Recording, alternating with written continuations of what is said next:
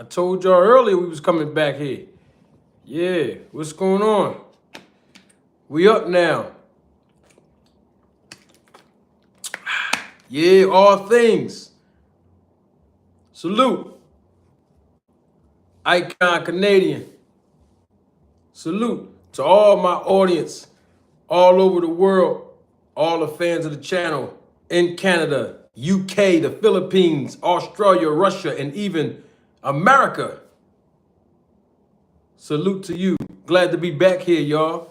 Yeah, you know how we do. We gonna make it do what it do. Let the viewership increase exponentially.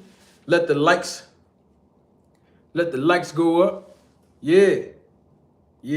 So look, we're gonna talk about Ryan Garcia versus Devin Haney, the debacle that's going on with that, right? We're gonna talk all the antics. We're gonna talk about that. Anthony Joshua knocks out Ngannou. We're gonna talk about that. Canelo Alvarez versus Jaime Munguia. We're gonna talk about that. Why not? Andre Noble, salute, member of the channel, supervisor of the Road to Tape film crew. Good to see you again, my brother. Yeah, we're gonna talk about that. Yeah, we back, man. We back. I'm gonna try to run it back and spin the block. Not spend the block. Terrence Crawford say spend the block. We're gonna spend the block. Try to spin the block again tomorrow. I'm gonna try to do 2 lives tomorrow. I'm gonna try to do 2. If I can't, I'll just leave it at just 1. We have a special guest that's coming tomorrow around this time. Tomorrow. Special guest coming tomorrow. I'll let y'all know later on before we go off the segment who that special guest is. Very brief interview. Wanted to give some education, as I always do, right? So, we're going to make a commitment to that as well. And yeah, we're going to have a good show today. I ain't going to keep you too long. I'm not going to keep you too long today. But I'm just like, I love doing this. Salute to my guy, J Sor. 72, member of the channel. Supervisor of the Roll the Tape film crew. Always good to see you again, Jay. We back at it. We spinning the block. Terrence Crawford says spend the block. So we're going to spin. We're going to spin the block. Yeah. We just letting the viewership and the likes go up, increase exponentially. Yeah. Yes, indeed. Yo, what's up with Band Up? Is Band Up here? Somebody let me know when Band Up come through, man. Because I'm still waiting for his answer from the last segment earlier. You know what I mean? I'm still waiting for his... I want to know what he think about that video. I'm gonna do the video again. I'm just waiting for the likes to go up a little bit. You know what I mean? Man, hey, J Sar, Andre Noble, why they keep stealing my dance moves? Why? Huh? Listen, go back and look at the last couple of months, just the last few months, right?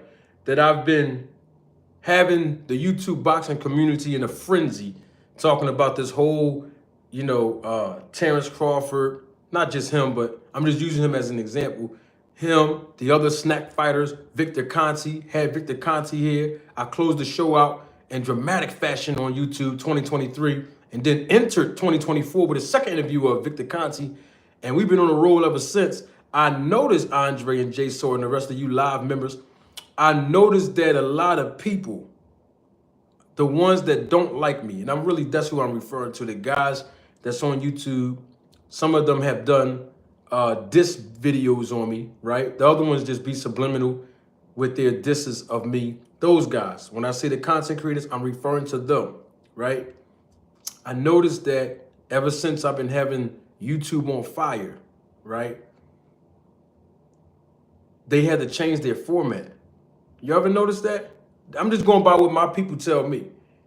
The Roll to Tape film crew members, friends, my family, that's watching this, that's members of the channel, just in general, all over, overall, they tell me all the time. Even one of the members that be on my panel, he even said it. My man, Greg Quarterbaum, he's been saying this for months now. My guy, Mr. Prag, my friend, my family, he's been saying it for a long time, way before Greg. But, you know, people just been pointing it out, you know. But that's what it's all about. It's all about evolution. It's all about evolving. You know what I mean? It's all about evolving. I make you change your game up. When you see me on the court, I make you change your game up. That's all it is. When you see me on the field, I make you change your game up. Listen, man, all the people that be hating them, I just talk about them because it's entertainment, right? It doesn't bother me a bit. It's just entertainment. The people that be hating on me and don't like me, right? Here's the thing about it. The thing is that all you got to do is go in the playbook, right? And create a play. You see, there is, what I'm basically saying, in your playbook, this to all the haters, let me show my eyes so they can see what's going on. Woo, my man here, is that him? Ooh, I ain't see my guy. Boss Hog Boxing. What's going on, big dog? That's my guy right there. Look, right? I want them to see my face real quick. Here's the thing. I got 5 characters. 5 characters, right? That I simultaneously use on YouTube. And I use these characters because it allows me to provide entertainment value when I'm educating you all, right? Think about it like this. Manager Marty is a character, right? We already know this, how I put it down. I'm a character. Manager Marty is just a character on YouTube, right? If Marty, without the manager in front of it, if I said half of the things that I say outside of Manager Marty, the character, do you know what that would do to my business? You know, a lot of people wouldn't deal with me in business if I'm exposing what's happening with doping and illegal PED usage in boxing. You know that, right? You know that, right? Okay, then, so if I come out and express these things in the form of a character, it's more acceptable. You see my point? That's my game plan. Now, here's the reason why I'm saying the game plan. Because when the haters go in their playbook, there's not a defensive play that's in the playbook for them to defeat. I'm showing you the play, and you still can't stop it. There's a homie of mine, right? Salute to him. His name is Mill, right? And we grew up together. We've known each other over 30-something years. We used to play the game called Madden. Y'all know the NFL Madden game, right? When we was young boys, teenagers, I love Madden. That's my favorite video game, Madden, right? And he would run, not every down. He wouldn't do it every down. But on certain critical downs, he would run this same play. My younger brother do that too sometimes. Shout out to my brother Zay. He'd do that sometimes too, right? And back then when I was a young boy, I would say, because I used to be mad, like super mad, like, come on, you ain't play. Now here's the thing. Let me say this. I can never beat Mill in Madden anyway. If I ever did beat him, it probably was like one time out of like 3,000 times I played Mill, right? But the thing is, right, Mill was very, very good in Madden. And I'm sure he still is. I don't know if he still plays the games today, but if he does, he's probably still super good. But the thing about it is, right, I would get mad and I would say, Mill, that's corny. You keep running the same play. That's corny, man. Pick a different play every time you're in this situation. You keep picking the same play. And you know what Mill told me? This is over like 25 years ago. Listen, this is what he told me. Probably 20-something. This is what he told me. He said, look me dead in my eye. After scoring a touchdown or a first down, he would say, you can't stop it. And I couldn't stop the play. I knew the play was going to be ran. And he would look at me and say, stop it. And basically what it is I'm giving the haters the play and y'all still can't stop it. I got 5 characters that I use on YouTube simultaneously and you still can't stop it. You don't have a defense mechanism or a defense play in your playbook to stop the 5 characters that Manager Marty has produced on YouTube. The Preacher, the promoter, the prosecutor, the professor, and then character number 5 is the one I actually like the most. That's for the ladies. Mac Marty. And look, I didn't even give myself that name. The people, the Roll the Tape family gave me that name. Mac Marty. That's for the ladies. I'm gonna bring him out tomorrow, though. I ain't gonna bring him out today. I'm in my bag today. Hey, Boss Hog, I'm in my bag today, boss. Speaking of that, boss, and the playbook, I want to ask a question. Where's Band Up? Is he here?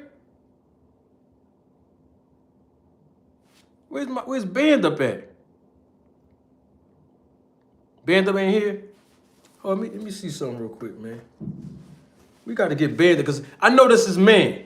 And listen, the last segment that I did earlier today, right? I ended the segment earlier with it, and now I'm going to start the segment here with it. Because I want to know what you think about this. I want to know something. Hold on, let me play this joint back real quick. Let me see. Is this it right here? Yeah, here you go. Hold on, let me see. hold on, y'all. Oh, here go a picture. I'm just going to show you this. Hold on. Since when do he do this? Huh? That's one facial expression. I'm going to give you another one. Let me show the new audience that's here live in living color. When do he start doing this? When do he have facial expressions when he talk? Hold on. There's one more. Oh, there's one more. Hold on. Hold on. This right here. Here you go.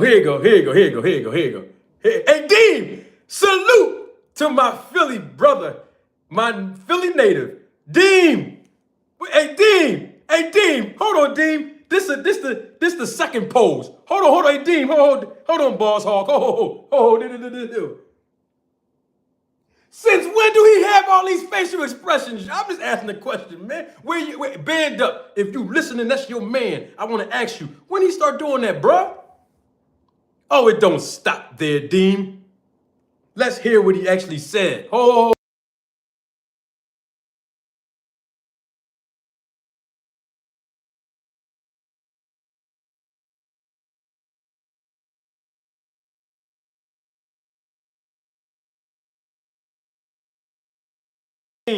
Hey, I'm showing off now, Dean. Hey, Dean. Hey, Andre, check this out, right? Just watch how he say, I'm doing way too much talking. Don't take my word for it. Roll the tape. So, a question was raised to your boy Blue. And many people say Blue got stumped. Right? When father trainer manager, CEO of DHP, Devin Haney Promotions, Bill Haney, he asked the question. Bill Haney, he stated, who on the legendary 5-division world champion, retired, iconic Hall of Fame superstar resume, Floyd Mayweather Jr., formerly known... Hey, Dean, when did he start talking like that, man? Pausing in between his words. When did he start talking like me, man? We need answers. He doing a facial expression. You know, when I do this, the facial expression, he doing the whole play. Ring King, when did he start talking like this, man? He's talking in interviews. He is actually using the preacher. You know, my preacher character. When I say, I'm going to do my own preacher character to show you what he do. Look. Like if I say this. Terrence Crawford fans asked manager Marty a question. That's what he was doing. How he going to do me, bruh? Salute to my man that sent me that too. Salute to my man that emailed me that and was like, yo, Marty, look at this. I clicked on it earlier. I was in here dying. Yo, I was in here. Listen, y'all, I got a lot of tax clients that I got to do. I had to stop a client's paperwork to laugh and look at this all over again. I mean, I didn't check the whole video out. I just wanted to see the first 30 seconds of it. I mean, I couldn't stop laughing. Since when do he talk like this? That's what I'm trying to figure out. Because, see, When I did research on this guy back in, when is the first video I did on this? November of 2022. Y'all remember? Some of y'all was here when he was pow, pow, pow. When he was throwing shots at me, right? And I had to roll the tape on this guy. I went on his channel for all of my new audience that don't know what this is about. I went on his channel, right? And I was just trying to figure out who he was because he was throwing shots at me because I was new on YouTube. At that point, I only been on YouTube for probably like 30 days. I had probably like 300 subscribers or 600 subscribers or something. I ain't know nothing about live videos, thumbnails, nothing, right?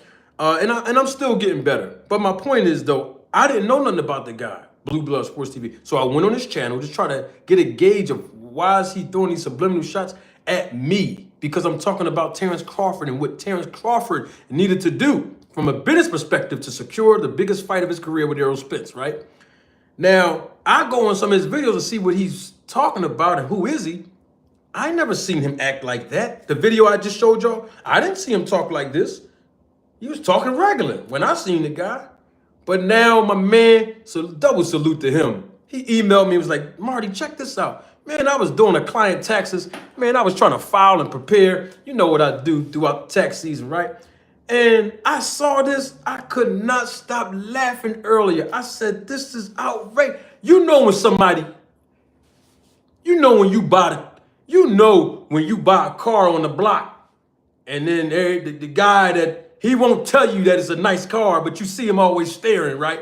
Then a month later, he buy the same car. You know what that is.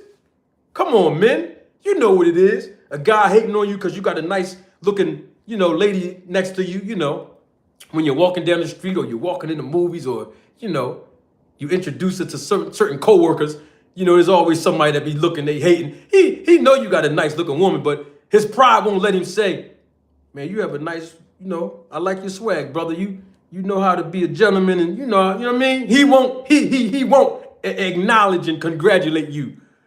You know what I mean? Then a month later, he come and he go find a chick that looks sort of similar like the one we see these guys run the play. That's all I want to play it again, y'all. It's just so entertaining. Hold on. This the thing. Here's the thing, Dean and my guys here. He's pausing in between his words and looking around and doing this and come on, Blue Blood. Come on, bruh. Dang, bruh. Hold on. I thought you didn't like me, though. Okay. Hold on. Hold on. When he start talking with all his hands and all that? Hold on, let me see. This him right here? Hold on. We gonna pull him right back up. Hold on. This him? What's good, YouTube? It's your boy, Blue Blood Sports TV, back at y'all with another. Here you go. So, a question was raised to your boy Blue, and many people say Blue got stumped, right?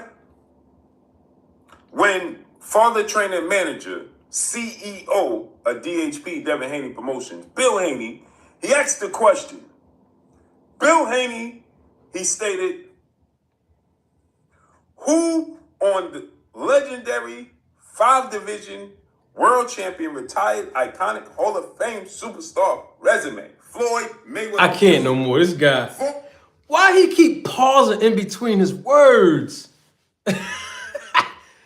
Why he keep doing mannerisms and looking up and everybody know who that is? You know what? I'm going to play another guy. Let me play. Hey, for nine. Tell him again, for nine. I'm gonna let for nine tell you. Where for nine there? We can pull up for nine real quick. Where for nine? We gotta pull for nine up. Hey, for nine. Tell him again, for nine.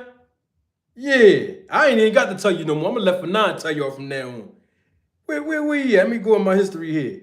Where the joint at? Where's it at? Here you go. I'm gonna let for nine show y'all now. Hey, for nine, tell the people for nine.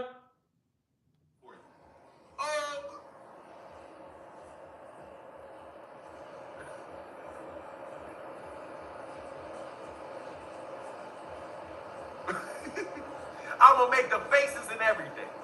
Cause y'all better not try to fucking cook this shit up. How are you gonna get out of this? Oh, I can't wait to hear. Hilltop said, Bill, Devin retired Floyd, roll the tape. Roll the tape. Roll the tape.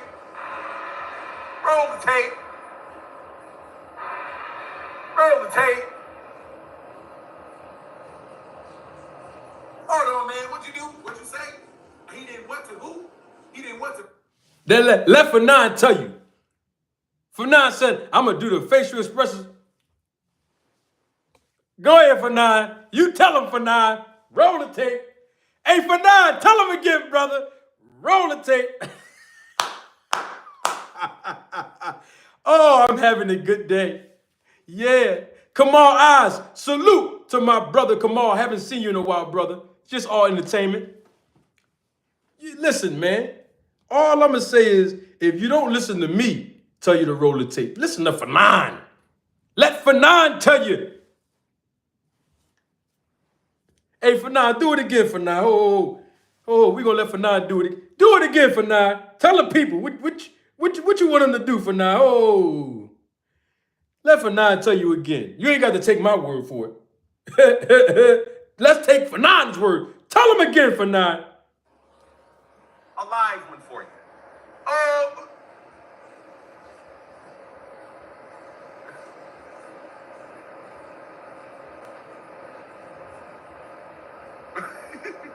I'm gonna make the faces and everything. Cause y'all better not try to fucking cook this shit up. How are you gonna get out of this? Oh, I can't wait to hear. Hilltop said, Bill, Devin retired Floyd, roll the tape. Roll the tape. Roll the tape. Roll the tape. Yeah, let Fanon tell you. You don't want to listen to me when I say it. Listen to Fanon. Roll the tape. Yeah, you got the rolling tape, baby. Who this is? Somebody said this their first time here. Oh, Zoo Gang 12. First time here. Salute, Zoo Gang 12. We appreciate your viewership. Welcome to another episode, Zoo Gang, and the rest of you that's watching me live in living color of Roll the Tape Podcast with Manager Marty. I'm your host, Manager Marty. I just wanted to start the segment off with a little bit of entertainment. You know, hey, man, listen. What do they say that thing called?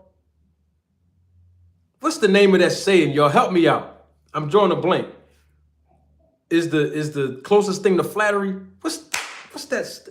I'm talking about blue blood. What's the name of that statement? That it's a quote that people be saying. Imitation. Is it imitation is the form of flattery? Man, y'all know what I'm trying to say. Something like that. Oh, my brother here? Oh, it's over now. My big brother here, and it's all over now. Double salute to my family, my brother, Mr. Pragmatic. Mr. Prag, what's going on, Mr. Prag? He's a member of the channel, day one member and number one member on the member board. He's also the supervisor. Man, he's the vice president. Man, he ain't even knows. Man, he's got the... Mr. Prag is the supervisor and the vice president of the Roll the Tape film crew. But Mr. Prag, you just walked in. I want to show you something, Mr. Prag. I know you probably didn't get a chance to see it, Mr. Prag. I wanted to understand something, right? Biz on the beat. Salute. Another member of the channel, supervisor of the Roll the Tape film crew. Imitation is the ultimate form of flattery. Thank you, Ring Kings podcast. Imitation is the ultimate form of flattery. That's it. That's what it is. Yeah, that's what it is. Thank you, my brother. Appreciate it. Let's go back. Hey, Mr. Prag, I want to show you something, bro. Because Mr. Prag been telling me this for over a year now. With my man Zoo Gang, do you think Tank is the face of boxing? We're going to get to Tank Davis and Frank Martin in just 1 minute, Zoo. But I got to let some things off my chest. We had a long weekend. But this guy, Blue Blood, 12 days ago, he wanted to show me something. So salute to my homie that emailed me this earlier. I got to show this. It's all entertainment. We got to do this. See, it's all about having fun when we talk about boxing. Yeah. Hey, Mr. Is Band Up here? Somebody let me know when Band Up get here, please. Somebody let me know when he get here. Hey, Mr. Bragg, can I ask you a question real quick? Hold on, let me make it big. Let me make it big. When have we ever seen this guy do this, Mr. Pragmatic? This guy, Blue Blood. When he start doing this? When he start looking to the side and all. Oh, it's one more. It's one more, Mr. Prag. Hold on 1 second. Yeah. Yeah, here you go. This is it. Mr. Prag, when he start facial expression, when he start doing this, Mr. Prag. Hey, Mr. Prag, look. Come on, man. When this guy start doing, oh, it don't stop there. Hold on.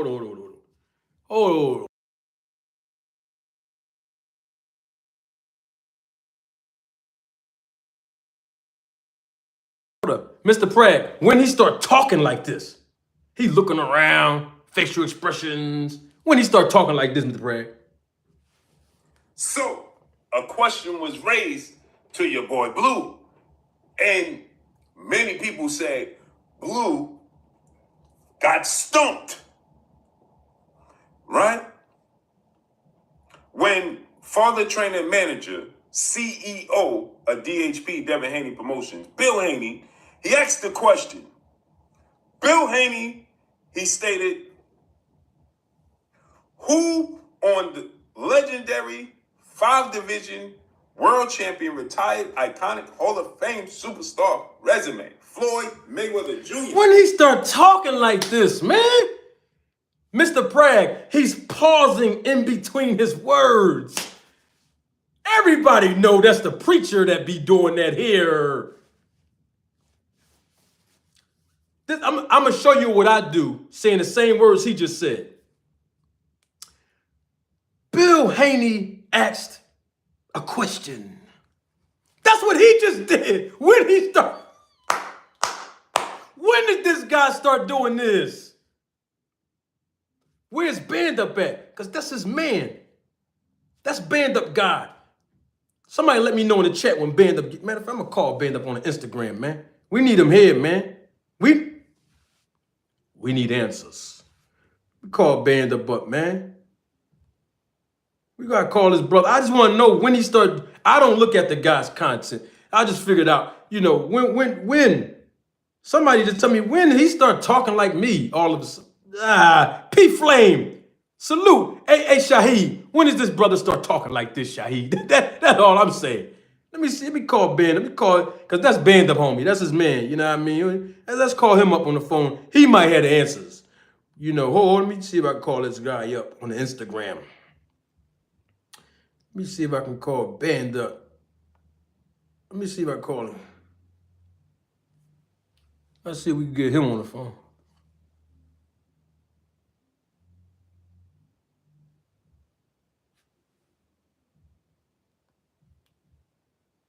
I don't know why that joint not ringing.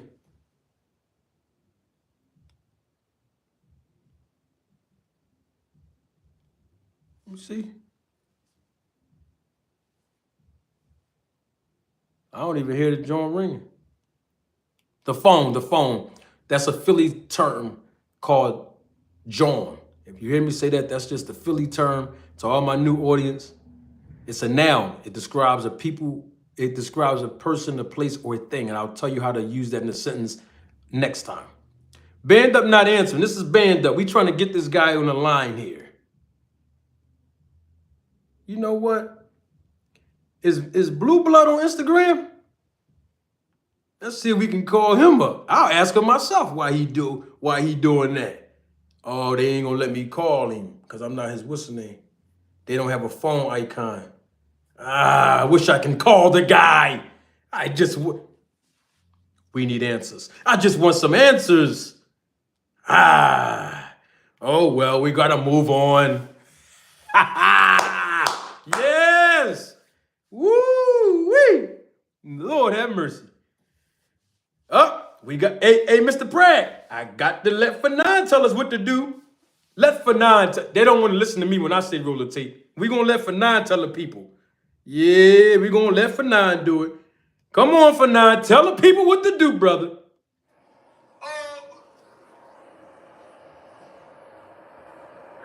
Tell him for 9. Yeah, do it again. I'm gonna make the faces and everything. Yeah. Cause y'all better not try to fucking cook this shit up. Yeah. How are you gonna get out of this? Yeah. Oh, I can't wait to hear. Hilltop saying, Bill, Devin retired Floyd, roll the tape. Roll the tape. Yeah. Roll the tape. Roll the tape. Roll the tape. Huh? Hey, you ain't gotta listen to me. Don't take my word for it. Let Fanon tell you the. What Fanon do? He said, go ahead, Fanon. You better tell him, Fanon, to roll it. Mr. Greg, what's going on, my brother? Hey, Mr. Greg, did you see Blue Blood? You seen this just now? I'm having fun now. Hey, guess what? Hey, they can't do nothing to me on YouTube. You know they can't uck with me without the F. They can't uck with me when it comes to back and forth boxing debate. They can't do it. So now I can go ahead and have a platform now. Pow, pow. Yes! Roll the tape. Hey, Mr. Greg, did you see? Mr. Greg just got here. I want to make sure he see it before we move on. Mr. Greg, did you see that situation that I just showed with Blue Blood? I want to see if Mr. Greg, so then we're going to move on because I want to make sure Mr. Greg, he just got here. Hey, Zoo Gang, you look at Blue Blood a lot? No problem. I think that's cool. No problem. Hey, Zoo Gang, let me ask you a question. Have you ever seen Blue Blood act the way he was talking? I know this is your first time here, Zoo Gang, and I don't want to put you on the spot, and I appreciate your viewership and you being here. You're more than welcome anytime to come. But have you ever seen Blue Blood talk in the mannerisms with his hands, facial expressions? And have you seen that? Oh, Mr. Greg, you didn't see it? I'm going to actually play it again for all of the new audience as the viewership. Oh, the viewership is increasing exponentially. Hold on, let's get Blue Blood back on the line here. We're going to put him back up here. Here you go. Oh. Hey, Mr. Greg, hold on, Mr. Greg. Let me show you something, Mr. Greg. Mr. Greg, when did the boy start doing this, Mr. Greg? When he start doing facial expressions and all that, when he talk? Mr. Greg, when he start doing that, Mr. Greg? Mr. Greg, when he start doing these, Mr. Greg, when he start doing this, Mr. Greg? Hold on, Mr. Greg, I just want to ask you, when he start doing this? When do he start having facial expressions now? Like this, looking to the side, looking off. He start doing that, Mr. Greg. Somebody told me in the chat, don't play it again. I'm going to play it again. You know why? We need answers. I'm going to play it again. Hold on, I'm going to play it again. Hey, Mr. Greg, and to all the new audience, listen to, I ain't going to play it no more after this, because I feel like the boy, remember that, what's that movie? Menace to Society. You remember when they kept playing the tape? When they was throwing shots at the boy Chauncey? They kept playing the tape. I ain't gonna keep playing the tape. I'm gonna play it one more time, though. I'm gonna play it one more time. When did he start talking like this, Mr. Greg? So, a question was raised to your boy Blue. And many people said Blue got stumped. Right? When father trainer manager, CEO of DHP, Devin Haney Promotions, Bill Haney, he asked the question. Bill Haney, he stated, who on the legendary 5-division world champion, retired, iconic, Hall of Fame superstar resume, Floyd Mayweather Jr.? When he start talking like this, though, that's all I'm asking. When he start talking like that, pausing in between his words. There's only one that have the characters that pause in between my words. When I'm asked the question, that's me. Why your man, where's Band Up when you need him? That's his man. Why? I'm just asking a question. Hey, we need answers. I just want to know. Huh? Yeah. I just want to know. I've been on, listen, I did a live early today. I've been in my bag today. You hear me? Yeah. Sometimes you just got to come out. You got to come out in the bag every now and yeah. Yeah. Yeah. Zoo Gang. I feel you though. I feel you. I feel you, Zoo Gang. Yeah. Love you too, James Gonzalez. Salute. Love y'all, man. That's why I do this, man. I got a special guest coming tomorrow. Matter of fact, let me text him and make sure we still on for tomorrow, man. See, I do all this live. We ain't fake around here. We show it live. You know what I mean? Yeah, we're going to make sure real quick. Hold on. We're going to make sure we still on for the, you know what I mean? Hold on.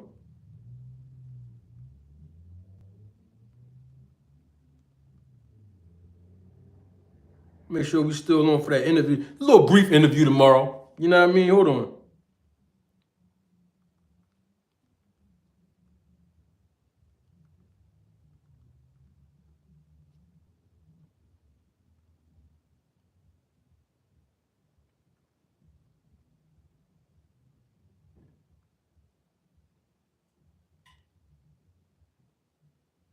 Hold on. Y'all, I'll be right. Hold on.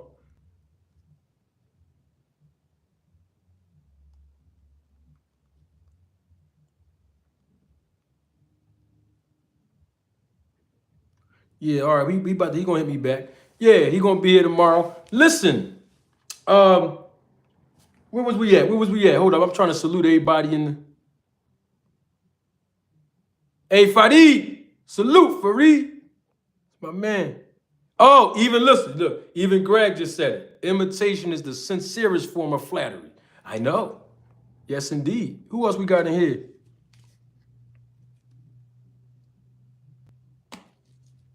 Don't tell them, Marty. Let it be a surprise. Yeah, I know. I ain't gonna say nothing. No, I ain't gonna say nothing. Hold up. Where we at? I don't want to miss nobody. Sin Ironheart, salute. He's a member of the channel and the supervisor of the Road to Tape film crew. All right, now let's talk some boxing now that I got it. You know what? Hold up. Some of y'all missed my live earlier, right? I'm gonna play something for y'all real quick. Then we gonna get it. I'm on. Listen, I'm with the grits.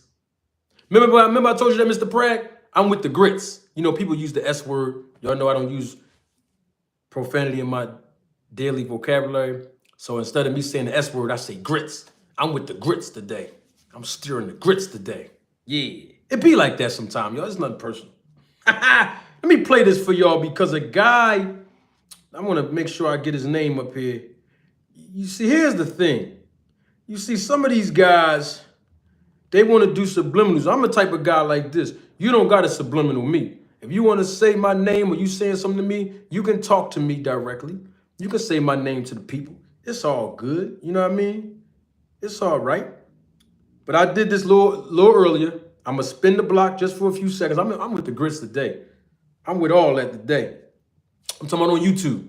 Let's keep this on YouTube. Just YouTube. YouTube. Keep it on YouTube there.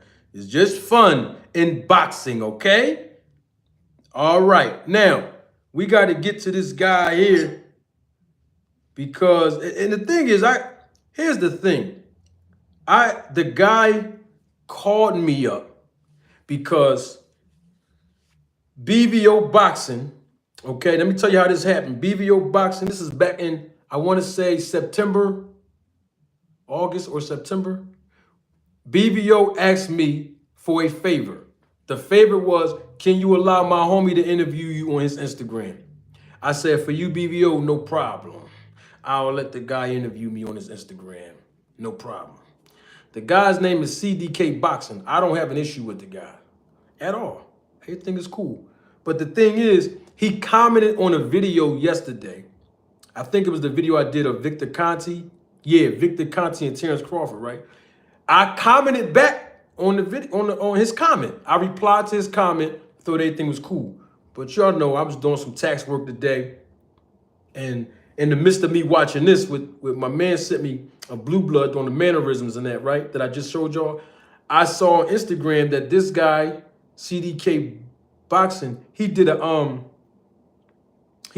shorts video, basically saying the same thing he said in the comment section. And I thought everything was over, but he did a whole joint on it. I figured I'd play it for you all, because I played it a little earlier in the previous live today. But just for the new audience, just for the sake of me banning my grits today, I feel like I can play this. Let me find it here. Here you go. I found it. Let's take a listen. What's good, everybody? It's your boy, Mr. CDK Boxing. Let's talk boxing. Look, man, I'm going to address this issue one time and one time only. I've been asked this question a few times now when people are hitting me up, inboxing me, asking me what I think about certain persons saying, you know, certain things about Turnbull, Crawford, Victor Conte, and all that. First and foremost, you know what I'm saying, I like the guy. But I'm going to say this right here. This is me personally talking. I would never try to destroy or tear down another person, especially a person that looks like me. You know what I'm saying? For clicks and views. I wouldn't do it for $1 million. You know, without evidence, if I don't know that a person is cheating, I'm not gonna call him a cheat. And I don't cheat. And I don't know Terrence Bud Crawford personally. But I'll say this right here. I don't believe that he's the type of person that's willing to put his career and name on the line just to get ahead in boxing. The guy, man, is a generational talent. That was the end of it. Did y'all hear that? Yeah, I'm with the grits today. Did y'all hear that? I'm not mad at nothing. He cool, but it's just we got to address it. Hey, he addressed it personally. I think I have a right to respond to it publicly like he did personally and publicly, right? All right, cool. Now, y'all heard that, right? Y'all heard that? All right. Let me see something real quick. The guy, man, is a generational talent. Hold on, here you go. Let me play that joint. Let me run it back. What's good, everybody? It's your boy, Mr. CDK Boxing. Let's talk boxing. Look, man, I'm going to address this issue one time and one time only. I've been asked this question a few times now when people are hitting me up, inboxing me, asking me what I think about certain persons saying, you know, certain things about Turnbull, Crawford. All right. A certain person saying certain things about Terrence Crawford and Victor Conte. Well, the certain person is me. And the certain things that I've been saying on YouTube with regards to Terrence Crawford and Victor Conte is that Terrence Crawford's performance has been enhanced for the last 3 fights that he's been on the snack program. Just wanted to make sure we were clear. See, I don't do subliminals. Me personally, I don't do subliminals. If I want to direct my attention to anyone on YouTube or social media, I'm going to say your name. That's just me. But The content and all that. First and foremost, you know what I'm saying, I like the guy. But I'm going to say this right here. if you like me, why you ain't hit my jack, bro? I know you like me. We cool. It's no problem. He was talking about me when he said I like the guy. He's talking about me. I'm just saying you had to do that. You had to do that on a video, bro. I mean, you commented on the video yesterday. I replied to your comment. I thought everything was cool. But I mean, you say you don't do stuff for clicks and views. I don't know what that was about, but sound like that was for clicks and views too, brother. But I'm cool. But no problem. I like you too, brother. Let's get down to business now. This is me personally talking. I would never. Diggle, band up. Hold up. Band up. Stopping the show. Hello, band up. Yo, mute your phone. I hear me in the background. Mute your phone. I mute the phone. Yo, bro, I was playing something. You called in the middle of the joint. Oh, I'm sorry. No, that's okay. I got you on the phone. Don't leave. Stay right there. Did you see that video I put up of your man Blue Blood earlier, bro? Yeah, the one where you looking to the side. Yeah, but I played the whole clip after that. Did you hear it? No, I didn't hear that part. I was at the doctor's office. I couldn't. That's why I couldn't respond. Yo, you didn't hear the stuff that he was like, the way he was, his mannerisms and how he was saying it? Nah, I did. I did see you post a picture up though, and that's when she walked in. I had to get the ball. I'm gonna have to play it. The guy ain't gonna do it now though. We live anyway. I heard you playing the live video on we live. Let me ask you a question real quick. I'm gonna let you go. Huh? You told me in an Instagram message, DM, right, that you had the pay-per-view buys of Terrence Crawford versus David Evanesian and Terrence Crawford, 150,000 pay-per-view buys. And who is the source on this, brother? Because I don't want to assume. I was Blue. I asked Blue. I said, you know what I mean? Did Bud make 10 mil with BLK? He said yes. I said, Blue, how many pay-per-views did Bud and Evanesian sell? I'm in a debate with somebody, and I want to put a stop to this nonsense.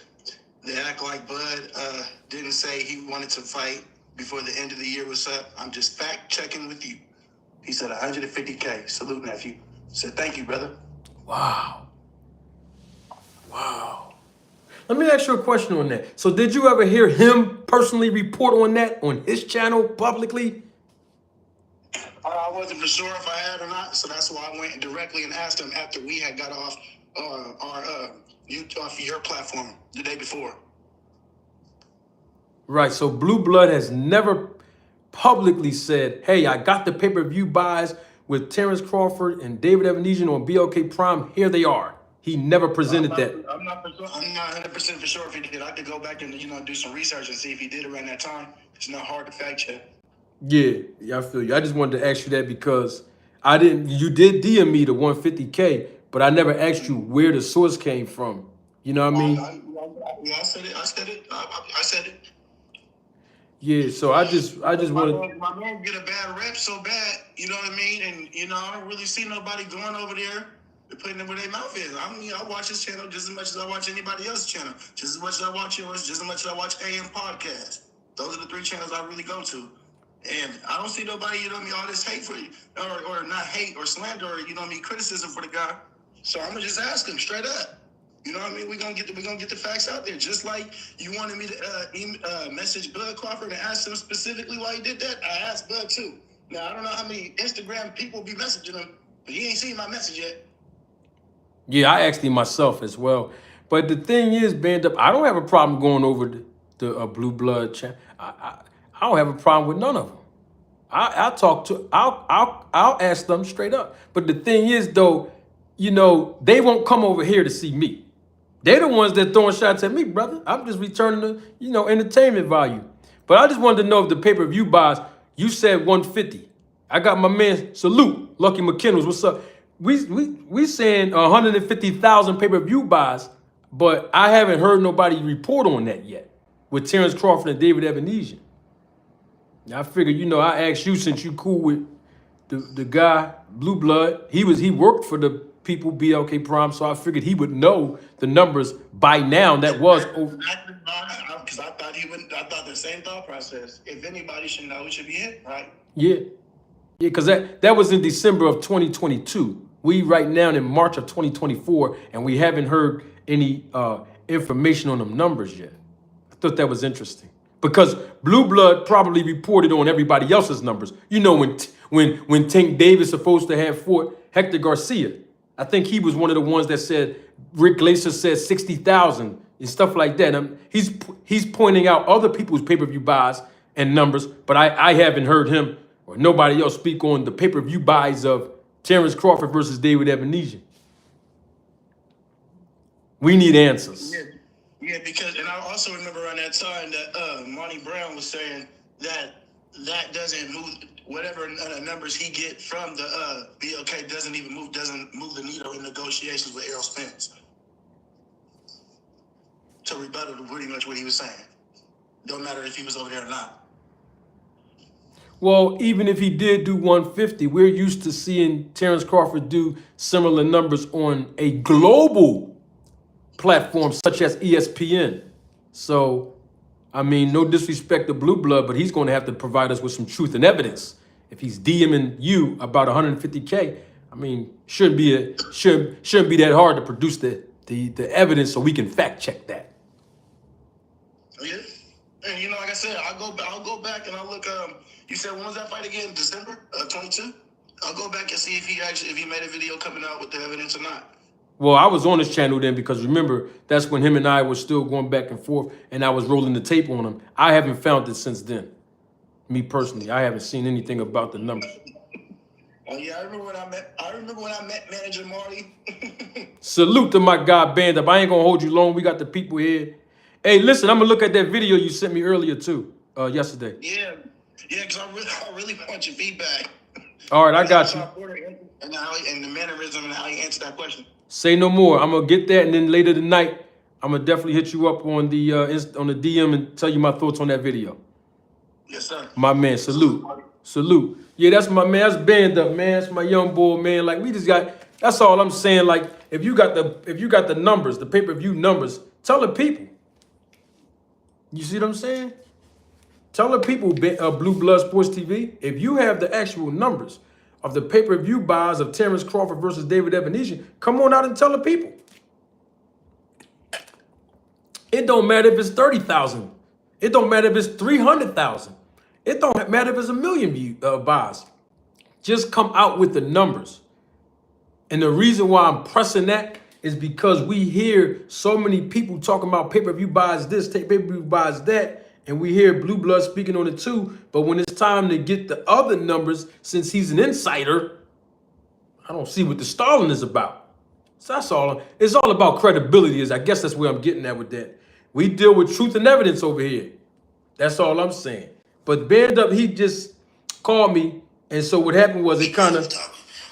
Hold on. I gotta play this back. Everybody, it's your boy, Mr. CDK Boxing. Let's talk boxing.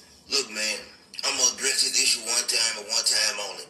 I've been asked this question a few times now when people are hitting me up, inboxing me, asking me what I think about certain persons saying, you know, certain things about Turnbull, Crawford. Say my name. And all that. First and foremost, you know what I'm saying, I like the guy. But I'm gonna say this right here. This is me personally talking. I would never try to destroy or tear down another person, especially a person that looks like me. You know what I'm saying? For clicks and views. I would never do it either, sir. I would never tear down a person either for clicks and views, whether they look like me or not. Translation, whether they're black or not. I wouldn't do it either. In fact, I haven't done it. See, that's the whole key to this thing here. I have never torn down Terrence Crawford in any way, shape, or form. All I said was his performance has been enhanced in the last 3 fights that he was on a snack program with Victor Conti. And everybody knows it's true. Even the guy, CDK Boxing, he knows it's true. We all know it's true. But what I recognize is, and I'm not saying he's a Terrence Crawford fan. I think he told me he was an Errol Spence fan.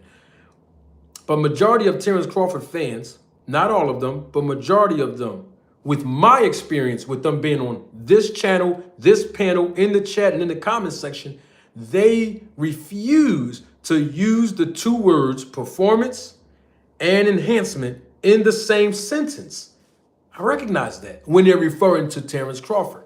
And I believe it is because, in essence, if they do, they'd be saying the same thing that I've been saying.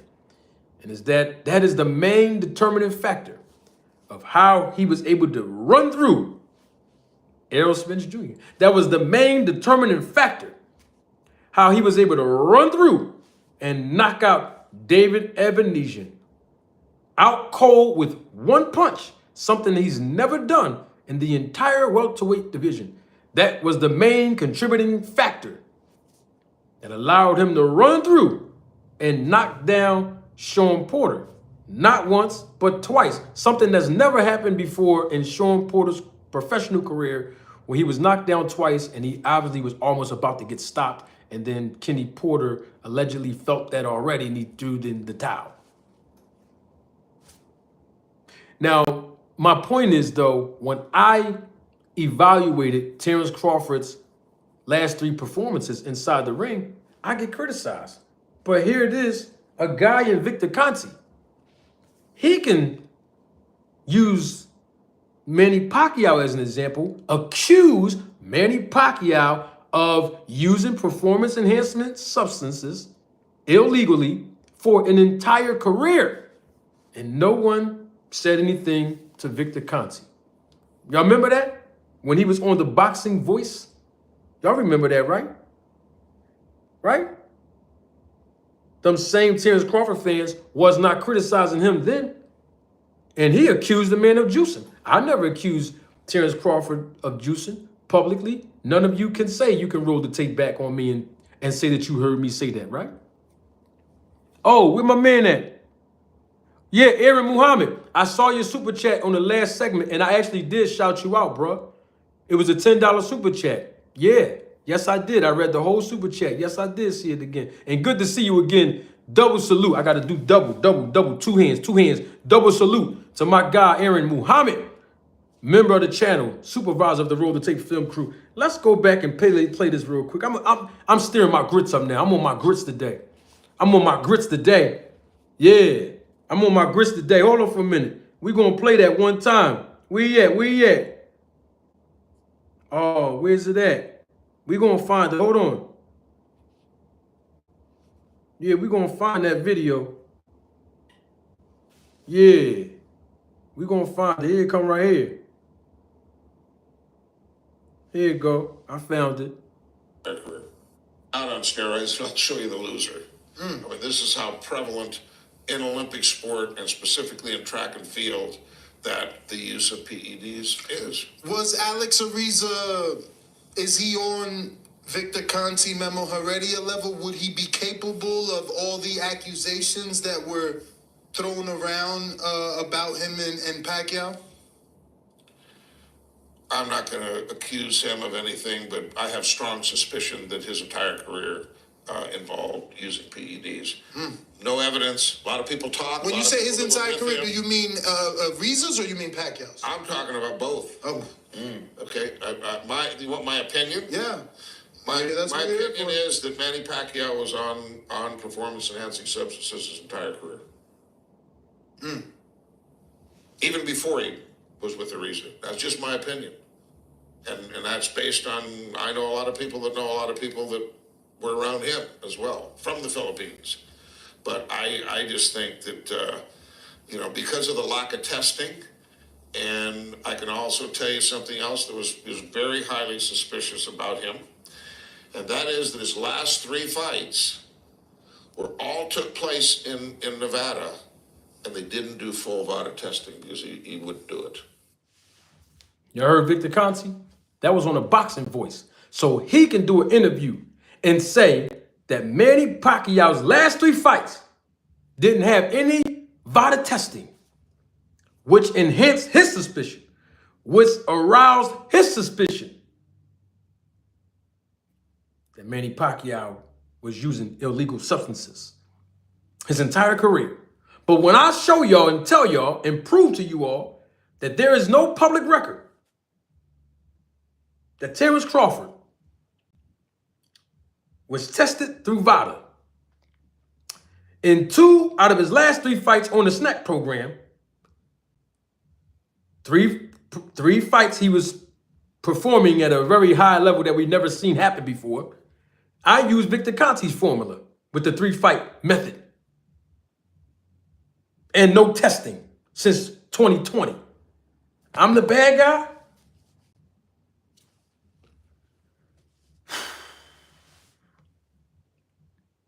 We need answers. So Victor Conte can get away with using 3 fights of Manny Pacquiao's career. He can use the fact that Manny Pacquiao didn't test for VADA. He can use all of these things as evidence, in his opinion, of the reason why he was suspicious of Manny Pacquiao. And he said using performance enhancement substances. He's talking about illegally. I turn around and say Crawford's 3 performances was highly suspicious, and he looked enhanced to me, and he didn't have any VADA testing that we know of with Sean Porter or David Ebenezer. We don't have no record of him doing it with Errol Spence. I'm the bad guy? What about when Victor Conte referenced my mother twice? Y'all remember that? Y'all remember that, right? When he did that? Okay. I couldn't get a Terrence Crawford fan to defend me, not one time.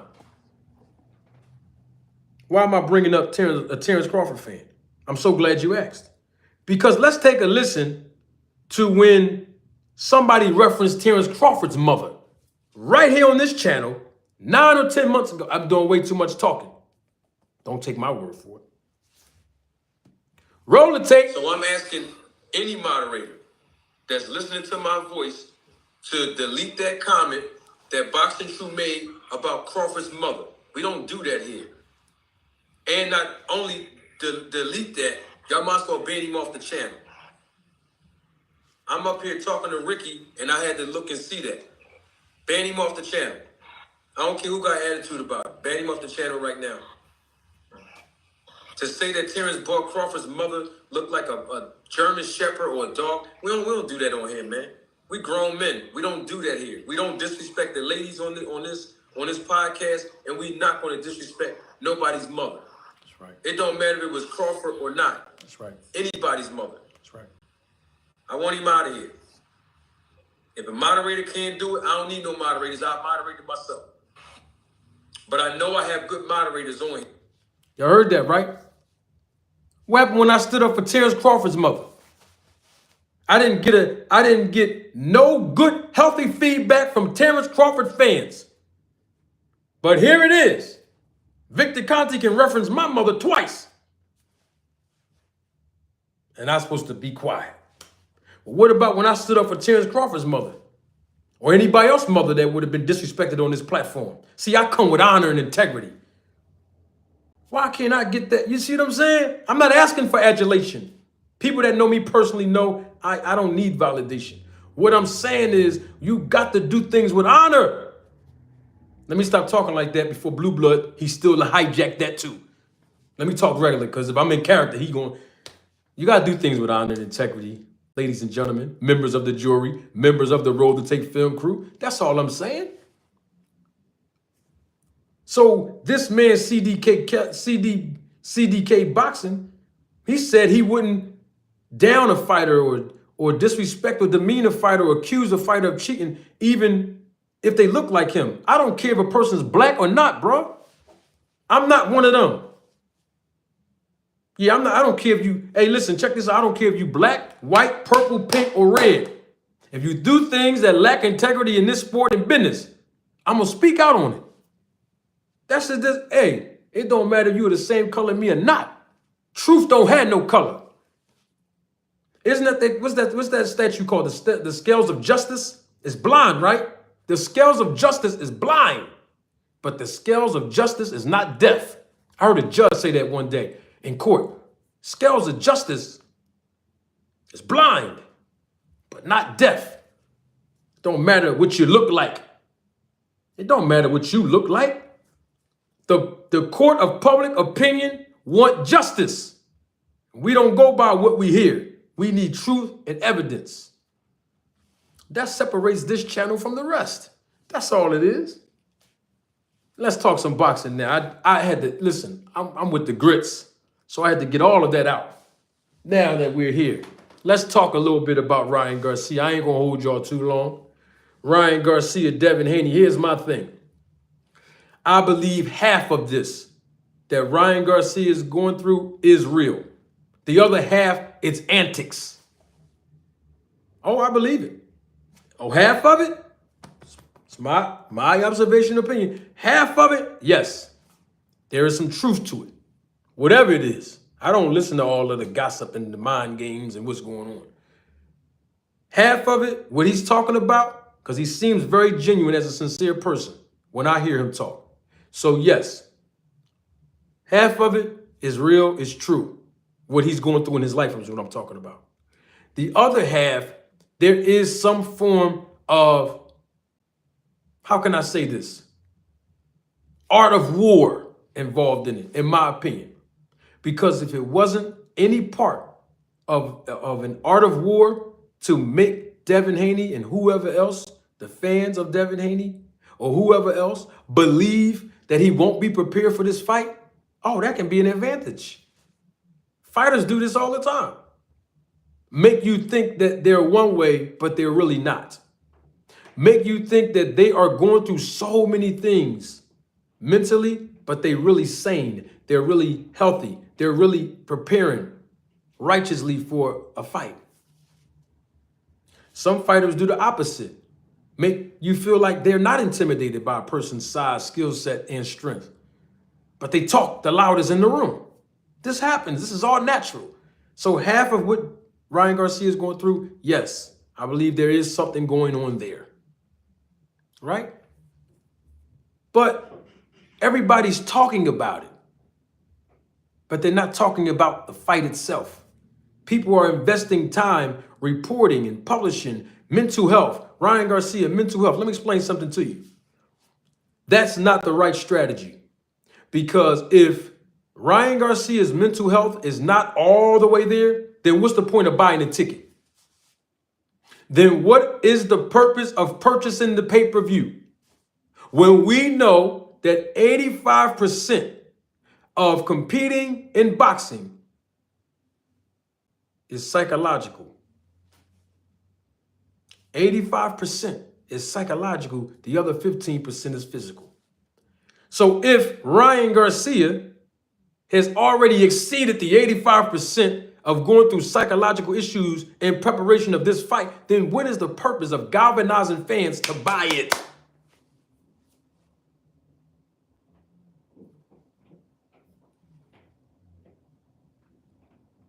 Fans don't buy fights and boxing matches out of sympathy. We buy it and invest in it out of love of the sport of boxing and entertainment. Our entertainment value is based on what happens with the money that we invest in the fight. In other words, is if you go to a local show down at your local small gymnasium and they charge you $25 for a ticket, you're gonna get you should get $25 or more than what you paid for. If you're being charged $89.99 for a pay-per-view, you should get the value of $89.99 per view and more. The minimum should be what you're paying for. That should be the minimum of the entertainment value. So if Ryan Garcia is publicizing all of these different issues, that means that he's not, quote unquote, mentally prepared to fight Devin Haney. So then what's the point of buying this fight if we know exactly who's going to win? That's what I'm basically saying. You see what I'm saying? So with that being said, at this point, Ryan Garcia, let me show my eyes. If you're listening, and if y'all know him, send it to him. Take it from me, the businessman in the sport. Cut it. We get it now. Right now, the fans of boxing want to see you perform at a very high level in this fight against a good fighter in Devin Haney, the world champion. Yes, use your platform to promote all of the things that you want to promote. Nobody can stop you from doing that. But the entertainment value that the fans want to pay for, and I'm not just talking about hardcore fans, because we'll buy it. We're talking about the casual fans, the ones who don't watch boxing every single show. Those fans who only participate and are engaged with major fights. Those fans. You got to galvanize them to want to buy it. So what I'm saying is all of the mental health antics, whether it's real, all the way, 100% or halfway. Bottom line is you want to galvanize everybody, because the prices that I saw for these tickets at T-Mobile Arena, they high. Now, let me say this to people that be saying, well, they ain't selling fast enough. The tickets are still at this level. People might be still waiting for their income tax refund to drop. So don't get so cute with saying that this fight might not sell. We don't know. Give both of these fighters an opportunity to show whether they're going to sell this fight. Whether more people come because of Ryan Garcia or not. What difference does it make? We want to see entertainment. We want the best fighter to win this fight and become the 140-pound champion. That's all that matters. So the antics about mental health and what happened, that was last week.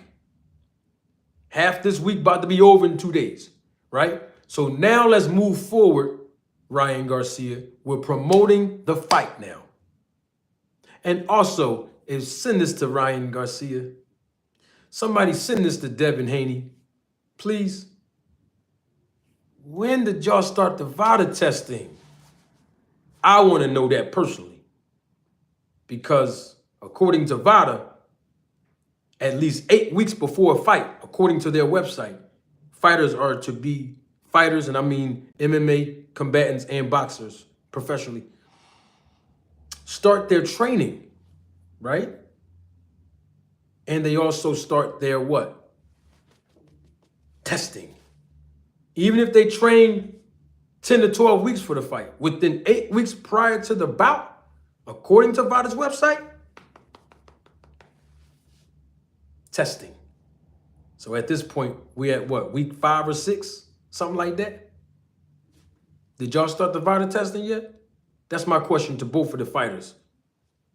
Yeah, this coming from the real anti-doping advocate. I want to know about that. Now, when it comes to Devin Haney, don't feed into it, Devin. You keep on, I was going to say training, but you keep on training. Yeah. Don't look at me like that, y'all. Yeah, I'm about to say something about Victor Conte. You already know that's coming next. When I say training, you know that's what's coming next. We need answers. That's all I'm saying. Keep on training, Devin. Don't fall into the pitfalls and the traps of Ryan Garcia's antics. If he's not ready and he's stepping that ring, that's on him.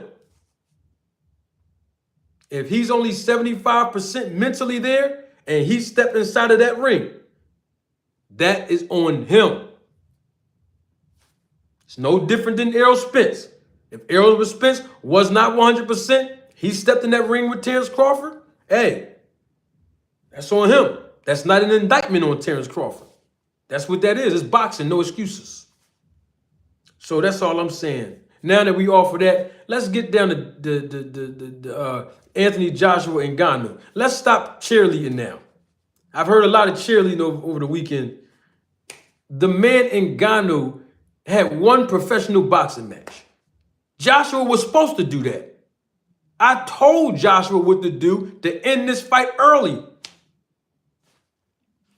I didn't expect anything less.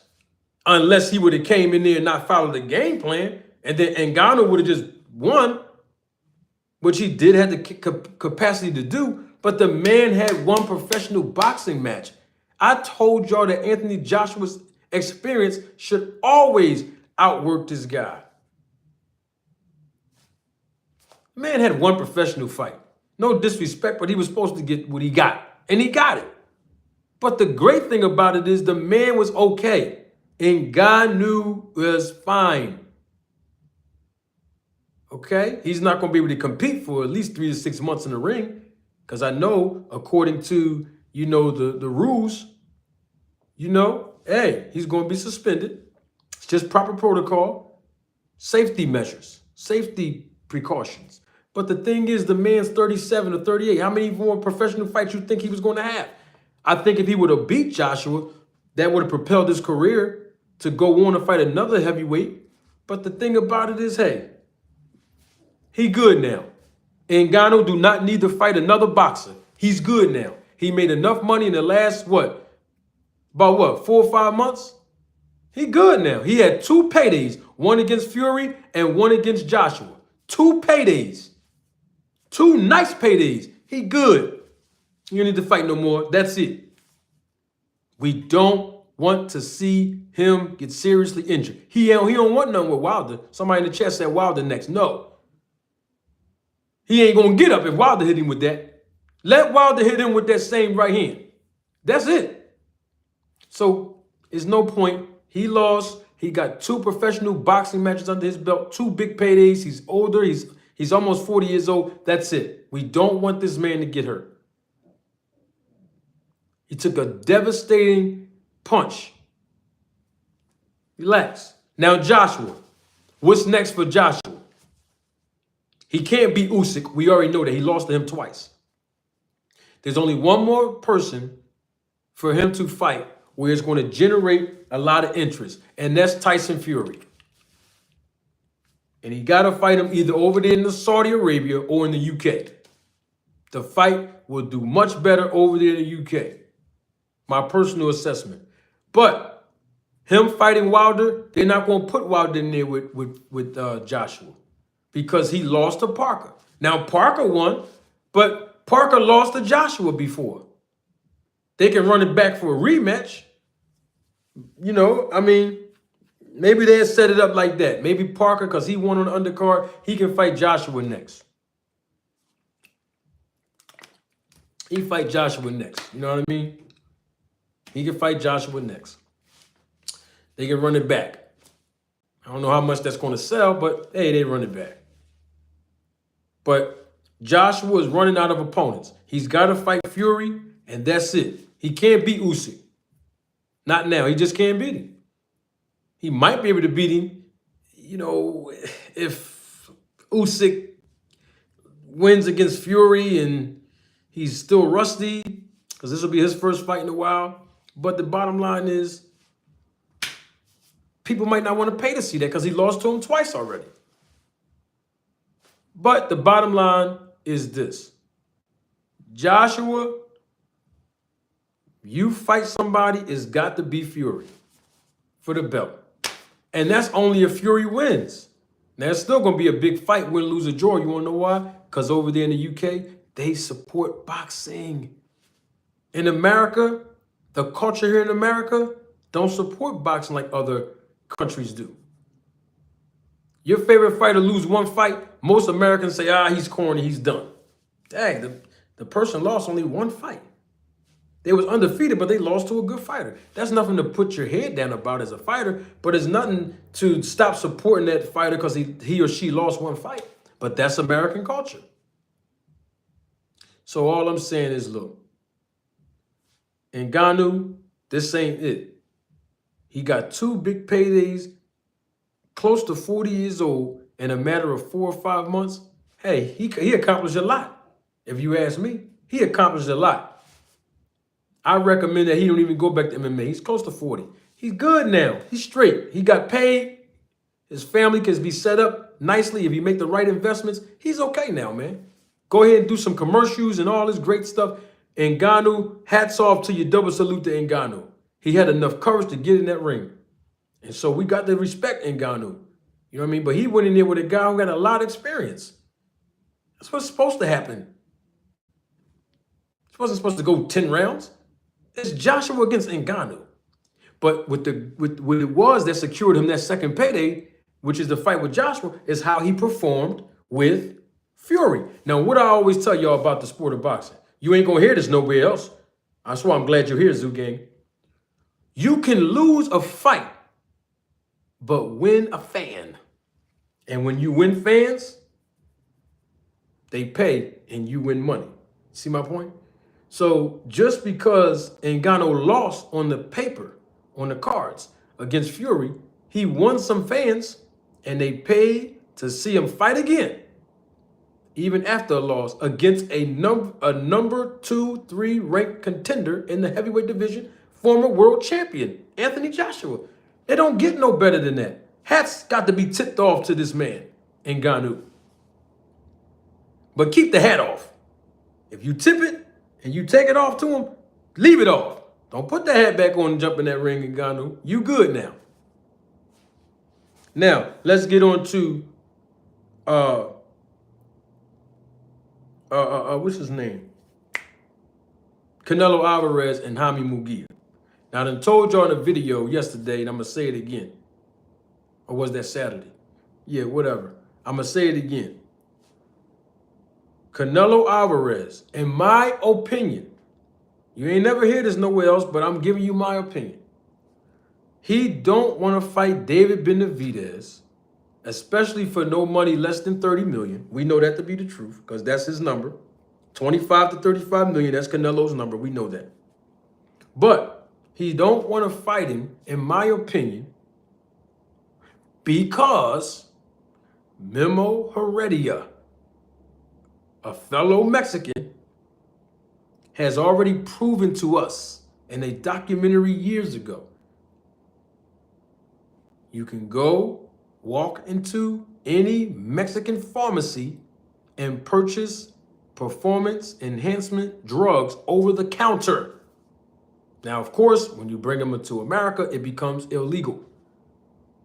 My point is, though, I believe Canelo Alvarez is fully aware of that process in his home country of Mexico, but he is also fully aware that he and others may be still suspicious of Memo Heredia, a former, I don't know if he's current or not, I can't put that on that man, but at least we know he's a former steroid performance enhancement drug dealer and supplier and administer.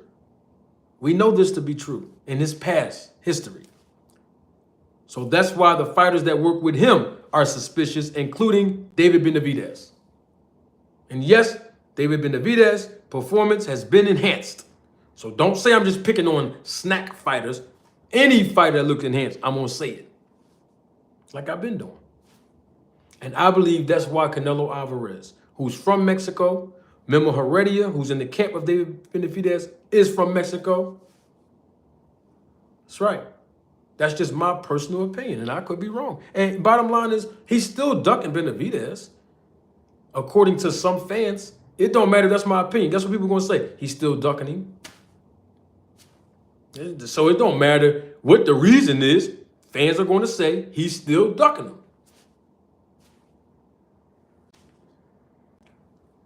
Salute to my guy, Kamal Oz. Good to see you, my brother. Thank you for your contribution and your support to the channel. Kamal Oz says, Canelo is ducking Benavidez and Morrell. Salute again, Mr. Oz. Thank you so much for your contribution. Yeah, so listen, if Canelo is so suspicious of Benavidez, which I think he is, because he's working with Memo already, he can fight Morrell. He got to fight one of them Davids. Fight David Morrell. Now, I believe that David Morrell is too green in the business right now. That's just my personal assessment. I think he needs to fight maybe 2 more fights to be ready for Benavidez or be ready for Canelo Alvarez, because his last opponents, as they should have been guys who are over the hill, guys who are older in age, guys who are not the A side or competitive. They're still building his record up, giving him that on-the-job training. I still think he's too green in the business right now to fight Benavidez or to fight Canelo. That's just my personal opinion. You know, just my personal opinion. And he might just well be ready. David Morrell might just be well ready for Canelo or David Benavidez. But I don't think so. Not right now. Not right now. I thought Big Bang Zane was going to beat Parker and maybe fight Joshua. That's what I thought. He was going to win against Parker. That's what I thought. And they can set it up for Joshua to fight Big Bang Zane. I wouldn't recommend that fight because we know that Big Bang Zane know how to knock the hairs off your chinny chin chin. And we don't need to see Joshua get knocked down again, because we've seen that multiple times already. We're trying to build Joshua up, build him up a little bit more, build him up, build his confidence up like they did in the last couple of fights. That's good promotion. He lost to Andy Ruiz, then he lost to Usyk. All right, bring his confidence back up. Put him in the ring with guys that he can look good against. He can work on his skill set. He just got a new trainer, and Derrick James at one point in time. He knocked out Robert Helenius, which he really don't get a lot of credit for. But okay, bam. Now he comes back. He gets Ben Davidson. Some people are skeptical of Ben, you know, whispers. But the bottom line is, okay, now, bam. He knocked out Ngannou, a guy who only had 1 professional fight previous to that fight. Cool, that's what he was supposed to do. Now we got to see him in action some more. And I expect to see him fight in a few months. I believe Eddie Hearn might throw him back in a few months because he only got 2 rounds in, right? Yeah. So it's all good. And so, hey, we got to go ahead and do what we got to do. It's all about the business.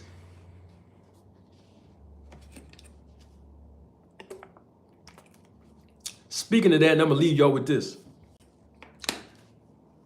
Andre Ward, I didn't hear his whole interview, but he was picking apart Canelo's resume, right? And this is my thing on that. If you say that, well, Crawford can beat anybody on Mayweather's resume, we heard that, right? Then somebody can say, well, Crawford can beat anybody on Canelo's resume. Here's the thing about that.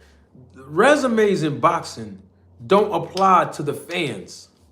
I just want y'all to know that. Resumes in boxing don't apply to the fans. This is why we don't get the fights that we just want to see. Resumes are business models. If you don't learn anything else that I taught you today, learn that. Resumes are business models. Okay?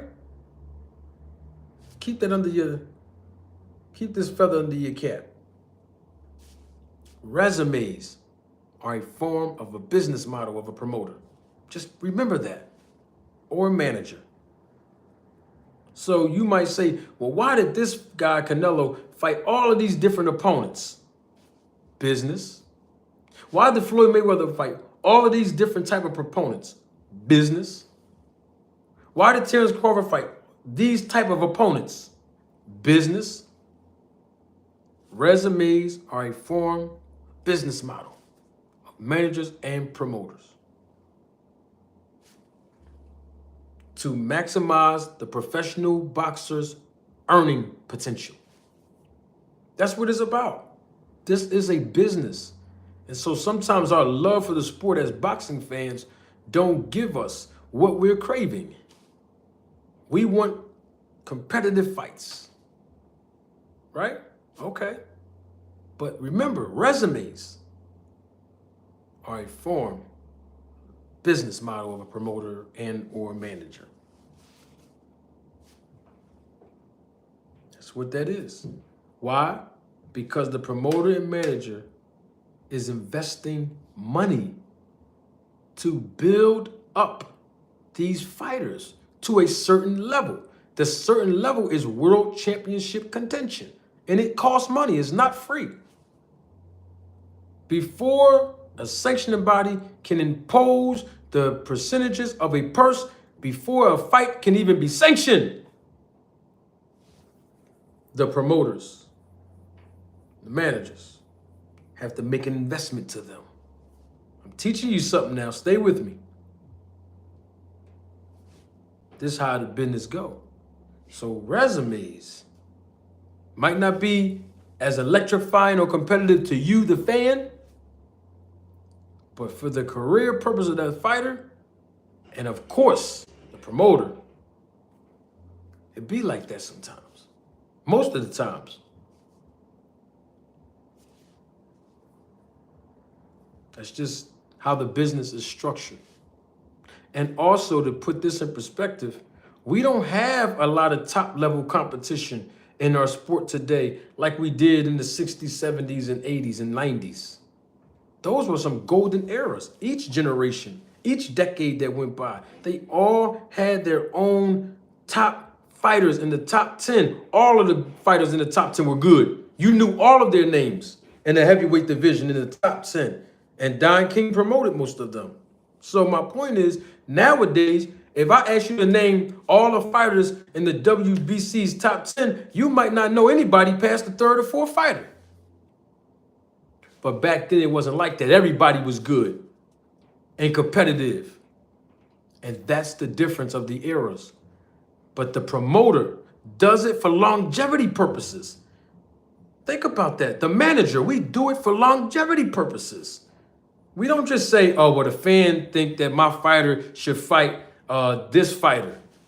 And this fighter has been in there 20 times and he's not as polished as the fighter you as a fan want him to fight. Because guess what happens? This other guy get in there with fighter B. Fighter A gets in there with fighter B and fighter A is not ready. one loss is equivalent to an entire NFL football season in boxing. Remember that. Salute to my guy, Tony Key, on that.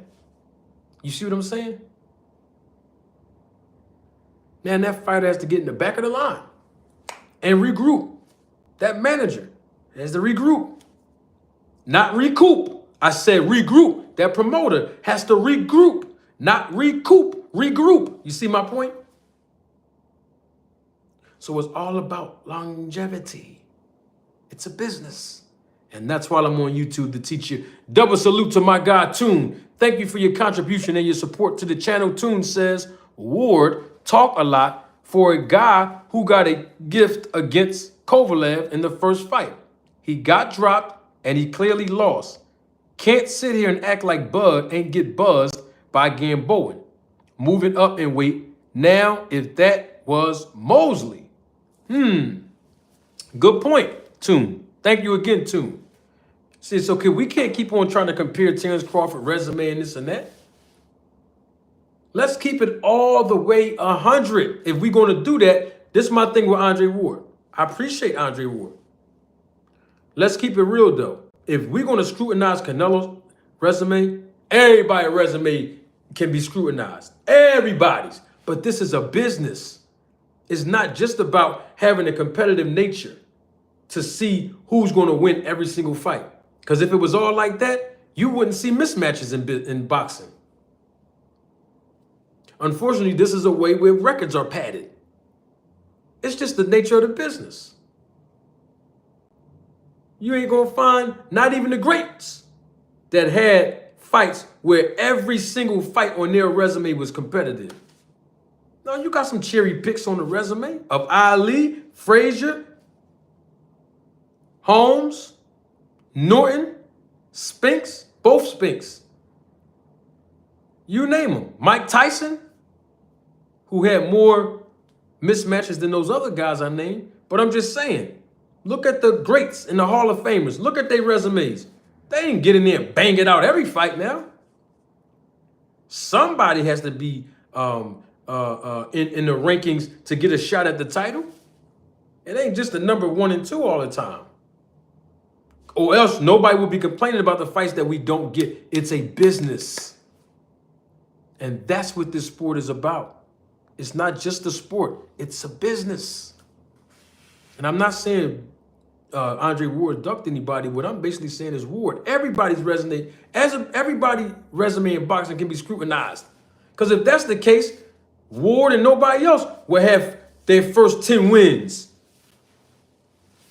You think Terrence Crawford would have been able to get in the ring with a fighter like a fighter in Errol Spence for his first 10 professional fights? Of course not.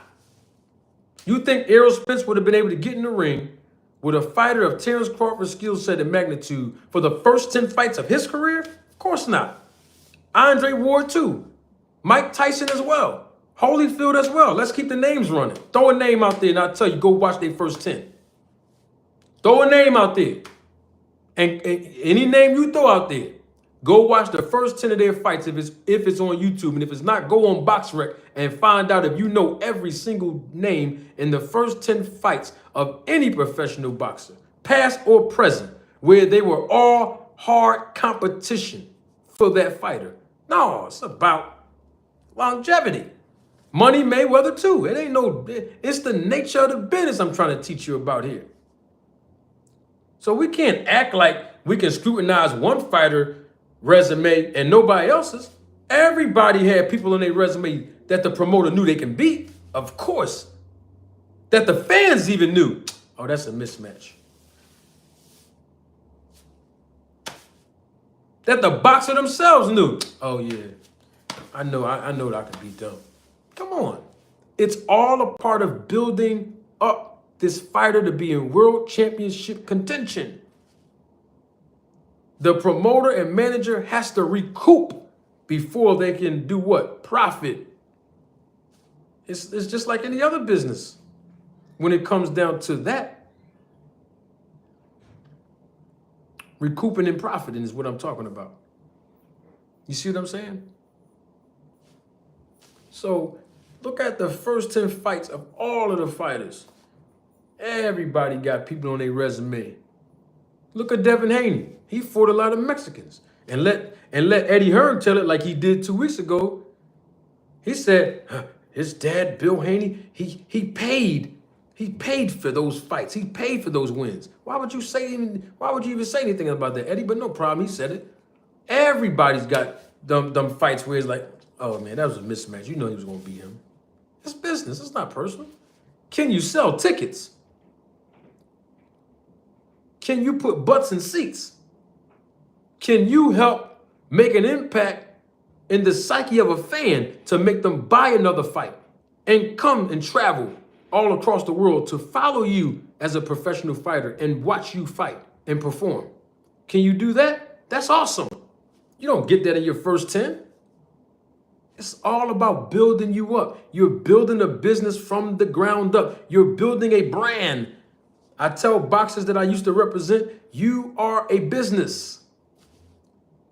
Conduct yourself as such. You are an entity. And then I help them shelter themselves. When I say shelter, I'm talking about tax shelters and asset protection, so they can reap the benefit of being a business and not an independent contractor. That's another story for another day. Somebody just said Loma. What about him? What about him? He was on ESPN and within 9 fights. Pull up his first 5 or 6 fights. I'm talking about before Nicholas Walters.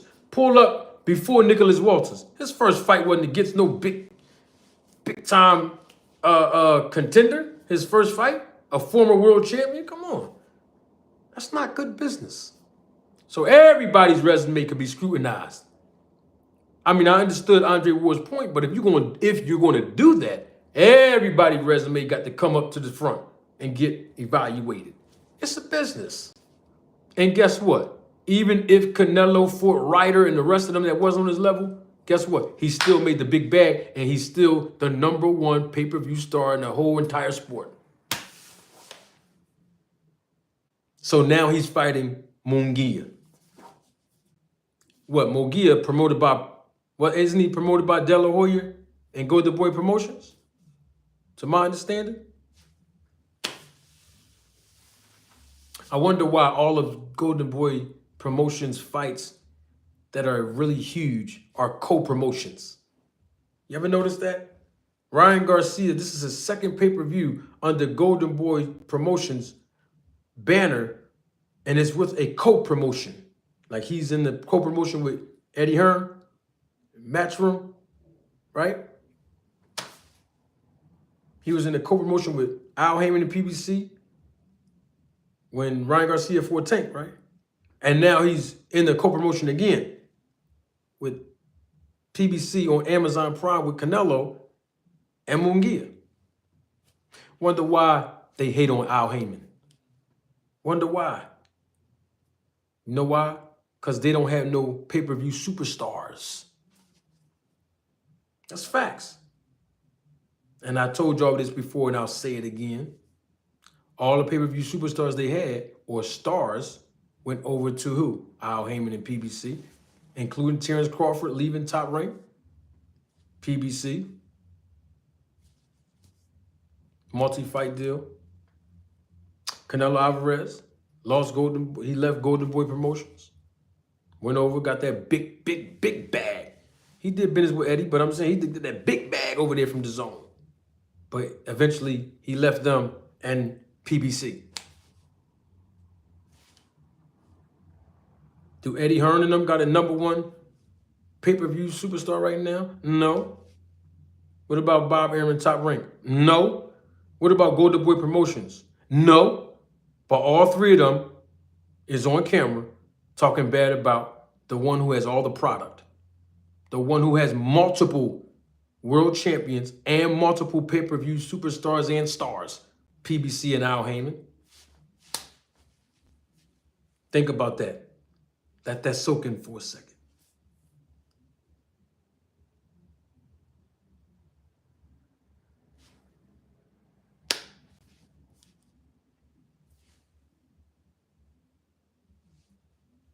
Eddie Hearn do got AJ. Let me ask you a question. Can AJ sell outside of the UK? Last time you seen AJ fight in America against a top-level opponent. It's business. And guess what? Most of AJ's fights, they were overmatched too. Let's keep it 100. This is the nature of the business. It's not personal. It's not against the fans. This is just the nature of the business, y'all. It's just business. It's not personal. So listen, I'm going to try to come back up here tomorrow, earlier in the day. I have so much to do, but I'm going to try to get on a live early afternoon, again like I did today, probably an earlier time. We'll see. But if not, I definitely will be here tomorrow. Same time. Come tune. I might start at 4:30 tomorrow, though, instead of 4:45. We have a special guest that's going to be here tomorrow for a brief interview. And we need your support. We need your super chats. We need your contributions to help build this channel and allow us to get more notable people. You see, some people don't do this for free now. You got to pay. Listen, I know me. I'm charging. You want to interview me? I'm charging. I'm not going to charge you the money that other people charge. You think people going on other platforms? I'm talking about big platforms like DJ Vlad, like Vlad TV, The Art of Dialogue. Who else is big? Club Shay Shay. That ain't free. They paying them to come up there because they have a lot of support. They have a big fan base, a big subscriber base, and people contribute to the channel. You know what I mean? So we want the big names and people that are notable to provide us education. See, I don't just do entertainment, just coming over here to get certain fighters. No, entertainment comes from me and all of you. But when it comes to education, we go find experts. See, that's my thing on this channel. Yeah, I can entertain y'all and get somebody to come over here and talk and tell y'all what you want to hear. But I like the educational piece because that's what we provide over here. That's what separates this channel from the rest. We have education. So we pull the experts to come over and give you the education that you need to understand the business in the sport of boxing. And you learn something here like you did today. It only takes one of you to learn something that you haven't learned or known before you got here, not just today, but either yesterday and tomorrow. That satisfied me. It only takes one of you. But I appreciate all of the support that you all have been showing. And guess what? We're going to grow from here. Tune in tomorrow, live and live in color. Special guest going to be here tomorrow. I know everything is going to be on point with the chat and everything. I'm not concerned about none of that. I know all the viewers are going to come. This is going to be amazing. Live and live in color. I'm going to leave y'all with this. I know what I'm going to leave y'all with. Because it sounds good when I say it, but it sounds better when he says it. Sounds much better when he says it. Yeah. Let me leave y'all with this.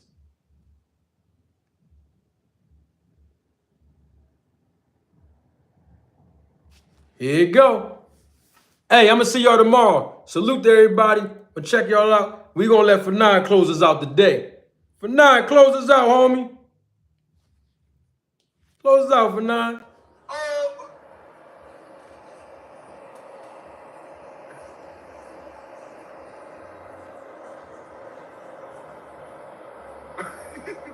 I'm gonna make the faces and everything.